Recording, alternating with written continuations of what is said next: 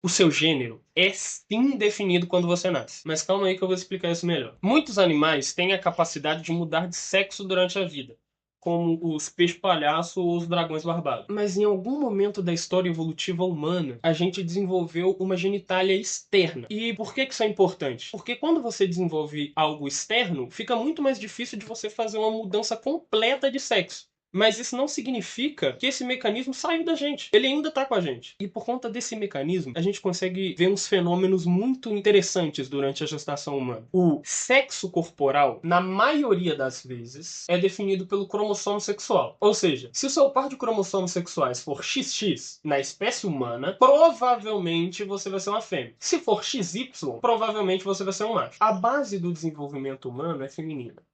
Mas como assim? Todos nós, independente de sexo e gênero, tínhamos estruturas femininas enquanto a gente estava sendo gestado. Mas o que acontece é que aqueles que têm cromossomos XY vão ter um pico hormonal que vai fazer com que a genitália feminina pare de se desenvolver e a genitália masculina comece a se desenvolver. Porém, o sexo cerebral, que a gente pode chamar de gênero, ele só é desenvolvido muito depois, na segunda metade da gestação. Ou seja, se você é um XY típico, na média, primeiro você vai ter um pico hormonal nos primeiros 2 meses, que vai fazer com que a sua genitália masculina comece a se desenvolver. Depois disso, na segunda metade da gestação, você vai ter outro pico hormonal, que vai fazer com que seu cérebro comece a desenvolver para um cérebro de homem. Inclusive, algo muito interessante é que alguns estudos mostram que mesmo quando mulheres trans, durante a gestação, têm o segundo pico, que define o cérebro delas como um cérebro de homem, o que é muito raro, ainda existe um mecanismo desconhecido que anula completamente esses efeitos hormonais no cérebro. Então, mesmo que o cérebro tenha sido codificado para ser um cérebro de homem, na verdade foi desenvolvido um cérebro de mulher. Então, a gente pode definir como transexualidade quando esse sexo do corpo é diferente do sexo cerebral, é diferente do gênero. E lembrando que existe uma variação incrível